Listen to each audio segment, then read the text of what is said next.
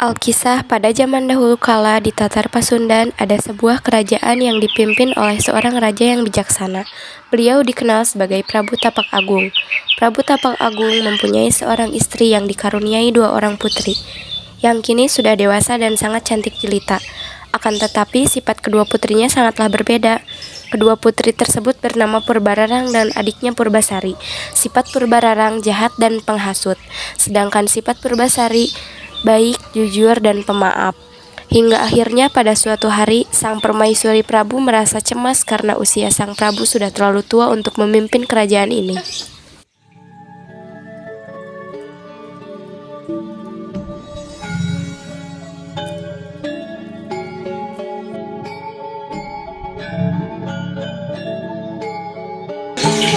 Anda sepertinya usiamu sudah terlalu tua untuk memimpin kerajaan ini. Bagaimana jika kita serahkan kepada salah satu putri kita? Kamu benar Mita, sebaiknya kita serahkan tahta ini kepada putri sulung kita. Lalu bagaimana dengan Purbararang? Kita sudah mengenal mereka sejak kecil, jadi kita sudah tahu sifat-sifat mereka, dan menurutku Purbasarilah yang pantas untuk meneruskan tahtaku. Daya, kemarilah. Panggillah kedua putriku kemari. Iya Tuan, kalau tadi melakukan untuk memanggil putri. Purbararang dan Purbasari pun menghadap kepada ayahandanya. Ada apa yang Anda menunjukkan di berdua kemarin? Begini putriku, usia ayah sudah semakin tua untuk memimpin kerajaan ini. Ayah akan menyerahkan tahta ini kepada Purbasari. Apa? Ayah akan menyerahkan tahta kerajaan ini kepada Purbasari, sementara aku adalah anak sulungmu. Tidak adil.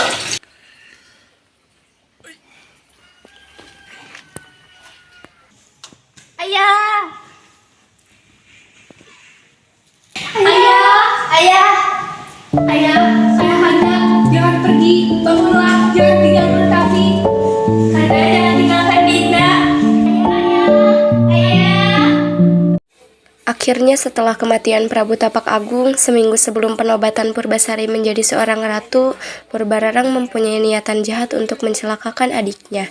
Ia bersama tunangannya pergi untuk mencari seorang nenek sihir di tengah hutan, dengan harapan dapat membantunya dalam menjalankan niat jahat Purbararang, menggagalkan penobatan Purbasari sebagai seorang ratu kerajaan. Kakang, ayo cepatan jalannya.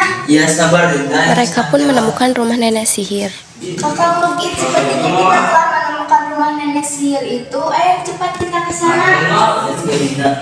Tiba-tiba keluarlah nenek sihir itu dengan membawa tongkat saktinya.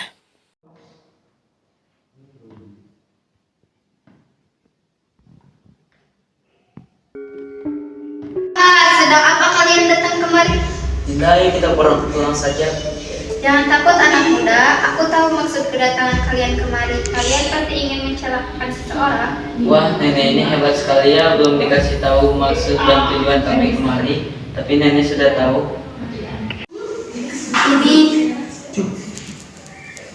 berikan ramuan ini kepada Purbasari. Dia akan mengalami kulit melepuh.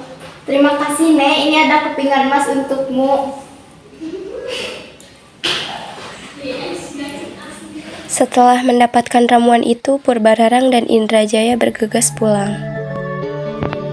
Hari pun sudah mulai gelap, tiba waktunya untuk makan malam bagi keluarga kerajaan. Dayang pun menyiapkan makanan dan minuman untuk santapannya. Dayang, sudah siapkah minumannya?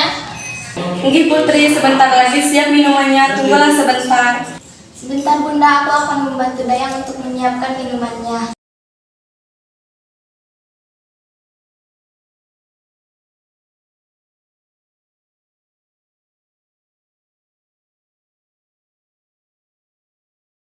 Silakan dinikmati adikku. Terima kasih Kak. Mereka pun menikmati hidangan makan malam. Hingga keesokan harinya di kerajaan pun santar terdengar heboh bau amis yang menusuk hidung. Ternyata bau amis dan busuk tersebut berasal dari kamar Purbasari. Pengawal,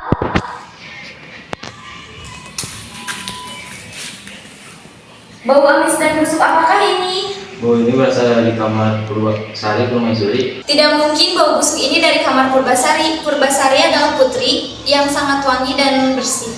Semakin dekat menuju kamar Purbasari, semakin tercium aroma amis dan busuk dari Purbasari. Sampai-sampai keluarga kerajaan pun hampir tidak kuat untuk mencium aromanya. Tuan Putri, bisa buka pintunya sebentar? Aduh, bagaimana ini? Terlalu lama kita dobrak saja pintu ini. Ternyata bau busuk itu berasal dari tubuh Purbasari, Bunda. Usir saja dia dari kerajaan ini daripada buat resah masyarakat. Kau benar Purbararang, Patih, usir saja dia. Tapi Bunda, Pergi kau tak pantas berada di sini. Cepat Patih bawa dia pergi dari kerajaan ini. Aku sudah tidak tahan dengan bau busuknya. Putri Purbararang, saya akan membawa Purbasari jauh dari kerajaan ini. Sang Patih pun membawa Putri Purbasari ke hutan yang jauh dari pemukiman rakyat. Purbasari, tinggallah kau di sini. Paman akan mengantarkan persediaan makanan untukmu. Hujan ini akan segera berakhir pada saudaraku. iya, Paman, terima kasih atas semuanya. Pergilah.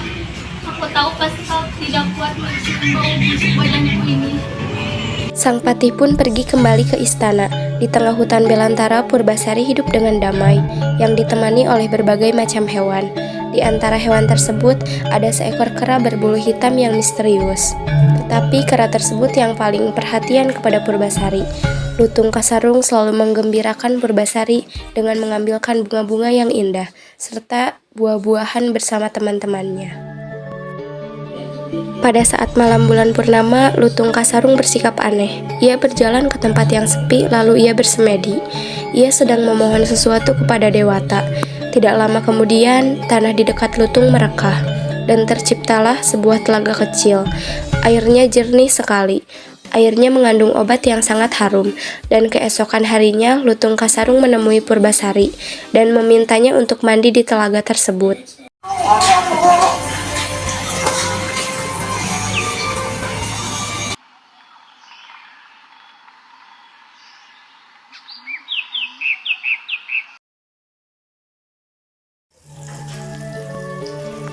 Akhirnya Purbasari menceburkan dirinya ke telaga. Tak lama setelah ia menceburkan dirinya, sesuatu terjadi pada kulitnya. Kulitnya menjadi bersih seperti semula dan ia menjadi cantik kembali. Purbasari sangat terkejut dan gembira ketika ia bercermin di telaga tersebut. Hah, kulitku kembali seperti semula. Kenapa bisa kulitmu berubah seperti dulu lagi? Tidak perlu kau tahu bagaimana aku bisa kembali seperti dulu lagi. Yang jelas, aku akan melanjutkan amanat ayahanda untuk memimpin kerajaan. Tidak bisa. Akulah sang ratu. Aku yang dinobatkan menjadi ratu dari beberapa bulan yang lalu. Tentu saja bisa. Ini adalah amanat ayahanda sebelum beliau meninggal dunia. Baiklah, bagaimana jika kita mengadu ketampanan tunangan kita? Inilah pangeranku. Jadi monyet ini tunanganmu? Dengan seketika saat Purbararang dan Indrajaya tertawa terbahak-bahak, tiba-tiba mereka terkejut melihat sesosok lutung yang berubah menjadi pangeran tampan. Akulah wujud dari seorang lutung dan aku akan menikahi Purbasari. Apa? Tidak mungkin. Kau tahu tidak ada yang tidak mungkin di dunia ini. Akulah seorang pangeran yang terkutuk. Apa? Kau seorang pangeran? Ya, aku adalah seorang pangeran dan kutukanku hilang ketika aku bertemu seorang gadis yang tulus, yaitu kau Purbasari. Apa? Lalu untuk apa aku memasukkan racun kepada makanan Purbasari jika akhirnya dia menemukan kebahagiaannya? Ini tidak adil. Tanpa disengaja, Patih datang dan mendengar semua percakapan mereka. Jadi selama ini kaulah biang keladi Purbararang. Pengawal, tangkap dia dan hakimi dia di kerajaan. Baik, Tuan. Sudah paman duga semuanya akan berakhir. Bagaimana keadaanmu? Dan benarkah pria tampan ini adalah tunanganmu? Aku baik-baik saja, Paman. Ya benar, dia adalah tunanganku. Nah, jika sekarang kita pulang dan pertemukan tunanganmu pada ibumu.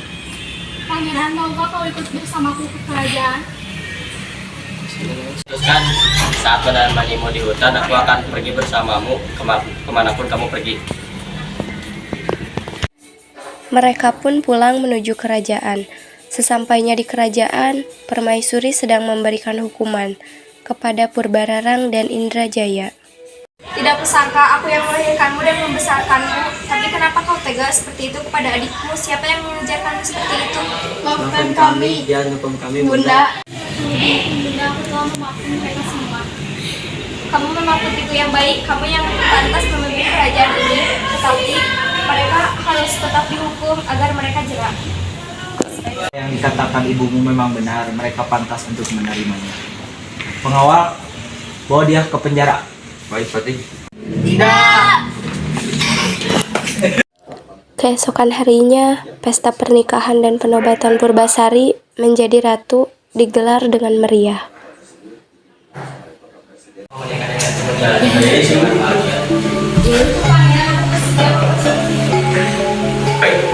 Dengan ini kalian resmi menjadi pasangan suami